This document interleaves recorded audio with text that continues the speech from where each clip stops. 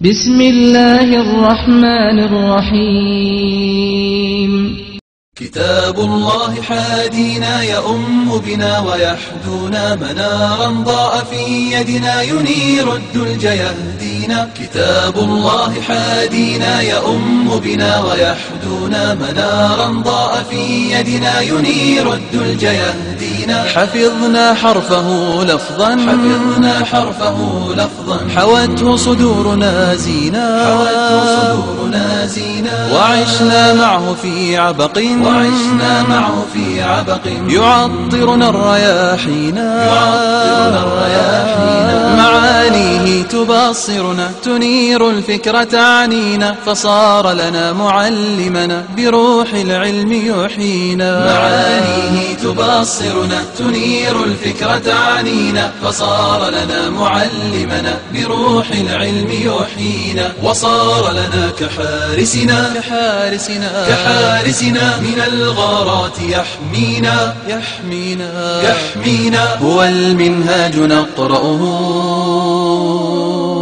إلى الجنات يدعونا. سيبقى العزم مركبنا يشق بنا الميادين ألفنا المجد نعرفه ولا نرضى به دونا. سيبقى العزم مركبنا يشق بنا الميادين ألفنا المجد نعرفه ولا نرضى به دونا. وإن تسأل عن العليا فمعنى وصفه فينا وها نحن وقد بتنا نرتله مصلينا جوار الكعبة الغرة تواعدنا له حين فرتلنا وتبرنا وتجويدا وتلحينا. جوار الكعبة الغرة تواعدنا. كتاب الله حادينا يؤم بنا ويحدونا منارا ضاء في يدنا ينير الدلج يهدينا. كتاب الله حادينا يؤم بنا ويحدونا منارا ضاء في يدنا ينير الدلج يهدينا. حفظنا حرفه لفظا حوته صدورنا زينا وعشنا معه في عبق يعطرنا الرياحينا معانيه تبصرنا تنير الفكرة تعنينا فصار لنا معلمنا بروح العلم يحيينا. معانيه تبصرنا تنير الفكرة تعنينا فصار لنا معلمنا بروح العلم يحيينا. وصار لنا كحارسنا من الغارات يحمينا. هو المنهاج نقرأه. والصلاة والسلام على رسول الله. أما بعد وحاولي إنو صعده مؤتمركي 18 اسكندنافيانكو أي سو قبن قابينيين لغونا قبنية استخلم 19 رجب كنا 430 كودي جولاي 2010 ومالنتيسي كواد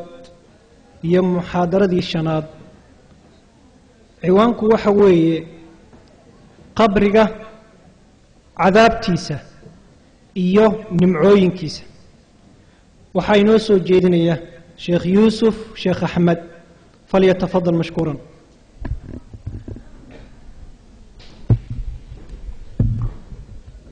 الحمد لله رب العالمين ثم الصلاة والسلام على سيدنا ونبينا محمد بن عبد الله وعلى آله وأصحابه أجمعين وبعد. إلهي وحن ويديسنا يا سبحانه وتعالى كلا كينان كلا بركيسان إلهي وقدر وجل وعلا. إلهي ما يعيش ونعسان وحن ويديسنا يا حساب تقيامة إنه نوفو ذايو قبر قنقا يا حباش ندنا beer oo beeraha jannada kamid ah ilaahay inuu nooga dhigo subxaanahu wa ta'ala nagana badbaadiyo hawlkiisa iyo cadaabkiisa iyo fidnadiisa inuu ilaahay naga badbaadiyo jalla wa ala. ikhwaani wa akhwaati sida la idin sheegay waxaan ka hadli doonaa qabriga iyo xabaasha nicmadeeda iyo cadaabkeeda ayaan ka hadli doonaa waxaynu ka hadli doonnaa haddii ilaahay idmo subxaanahu wa tacaala sababaha keena cadaabka qabriga iyo xabaasha qabriga sababaha keena waxaynu ka hadli doonnaa in shaa allahu tacaala qaybo ka mid ah asbaabu najaah sababaha looga badbaado cadaaba qabriga ayaynu uga hadli doonnaa mowduuca dhammaantiis wuxuu kooban yahay afar canaasir oo afar ah alcanaasir alarbaca afar ayaan ka hadli doonnaa kow waxaan idhi barsakha labo fidnadiisa iyo labaad oo ah cadaabkiisa arrinta saddexaad oo ah asbaabta cadaabka iyo asbaabta badbaadada biidni illah caza wajal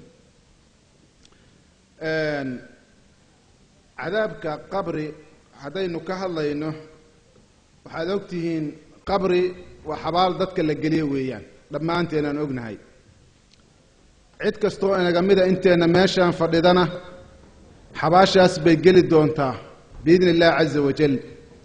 sidii dadkii inaga horreeyeyba ay u galeen waa arrin xatmi ah laga maarmaan ah cid walbaba inay geeriyoonayso cid kasta inay marayso waddadaas bal ragga iyo dumarka intay indhaha isku qabatiin daqiiqadaa idin siinayaahe bal qabriga qof walba maskaxda ha ku sawirto qof adoo xabaashii ku degaya ee qabrigii lagu dhigayo ee meeshaas yaalla bal indhaha isku qaba ee sawiro maarto qof walba ha ma sawirto xaqiiqada qabriga qiyaame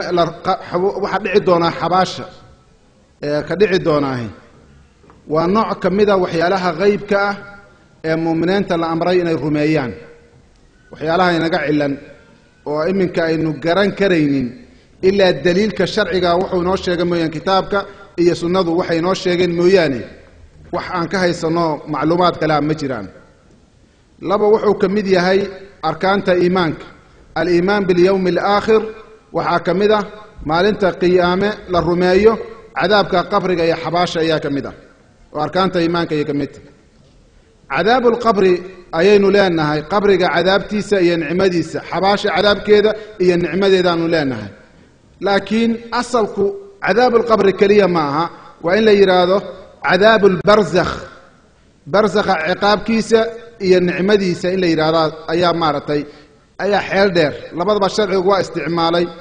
maxaa yeelay qabri markaan sheegno iyo xabaal markaanu sheegno waxaa laga yaabaa dadka qaarkood inay u qaataan cidda la cadaabo ama la jinnaynayo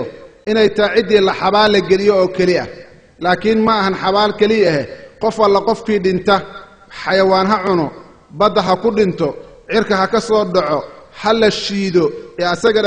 dhammaantiis habaas ha noqdo hadduu doono ama ha la qabriyo xabaal ha la geliyo intuba waxa weeyaan ciddii mutaysatay nicmada ilaahay way helaysaa ciddii ciqaabka alla mutaystana ilahay wuu ciqaabaya subxaanahu wa tacaala